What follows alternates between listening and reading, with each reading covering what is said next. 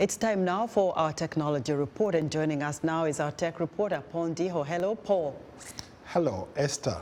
The COVID-19 pandemic has accelerated changes in the way medicine is practiced, as medical care is increasingly begins with an online consultation rather than a face-to-face meeting. In Nigeria, digital health technology firm Clamec is helping to connect patients with doctors and pharmacies through its virtual medical services. I spoke to Chima Amadi, founder of Clemac Digital Health and a former Mandela Washington Fellow, about their service. Welcome to Africa 54. Thank you, Paul. Nice to be here. You are leveraging technology to improve the health services in Nigeria. What is it that you do? I run a health tech company called Clemac Digital Health. So we leverage on tech to improve access to healthcare for Nigerians. We leverage on services like telemedicine, e-pharmacy, prescription refills, and helping people who need emergency health services to have access to hospitals where they can have emergency health needs. So this issue really became very, very, very prominent during the COVID pandemic, due to the lockdowns and due to the shortage of healthcare workers in hospitals, and due to some pharmacies not being able to meet the growing demand of people flocking to the pharmacies. So we try to make the life of the average patient easy, improve their quality of life, save costs, and ensure they have adequate access to quality healthcare. How easy is it for ordinary folks, ordinary people in Nigeria, to use this kind of technology to help with their healthcare needs? You know, in Africa, within the past 10 to 15 years, the awareness about technology has really been improving. For example, you talk about smartphone usage has increased, unlike what you had before, where people used like the analog phones like the Nokia and the basic Samsung. And of course, the tech industry in Nigeria and Kenya specifically has been growing rapidly. So, and then COVID has also made it people to be much more aware of what you can do, implications of healthcare. You know, people switched to Zoom, from in-person meetings to Zoom and Microsoft Teams and all of that.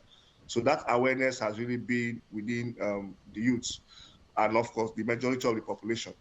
So it's not really so difficult for them to be aware, but the only challenge they're having because of the cost of internet, right? So especially those in rural communities who seems a little bit left out from the service. But what we are trying to do now is to create another system, more like a SMS shortcode system, to include them in the service. You're a service provider, and for you to connect with those people, they need access to the internet, but the internet is very, very expensive. So what can you do in the interim to make sure that you tap into that market? Basically, what we do a lot of advocacy, so that people, in terms of the government and the private sector, to help, because these are like basic social infrastructure. But in the meantime, I think that's where our new service we are talking about, the short code and the SMS system, because when that comes into play, you really don't have so much option about the internet and of course the power outage.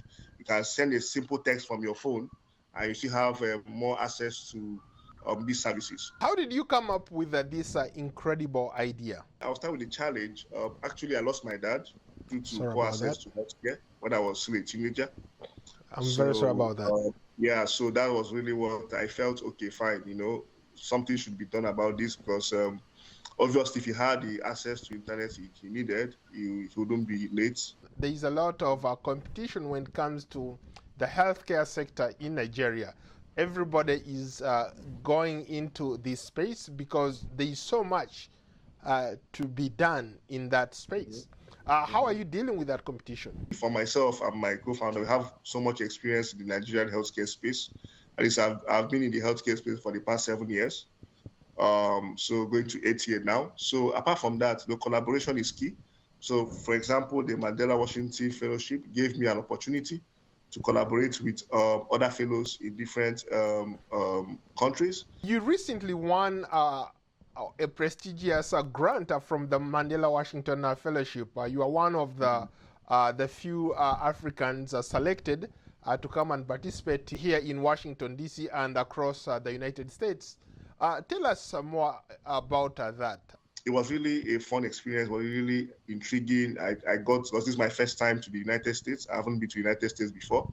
I got the opportunity to network with the Americans, understood the business model of a lot of Fortune 500 companies, got to meet with like minds, experience the US culture, the diversity in America, and some of the history in America, which I plan to take back home and, of course, make my organization much, much better. And, of course, to networking with my fellow Africans from different, Africa has up to 54 countries or more than, and to network with this group of people, because it's opened doors for future collaborations, future partnerships, and future impact globally. Thank you so much for your time.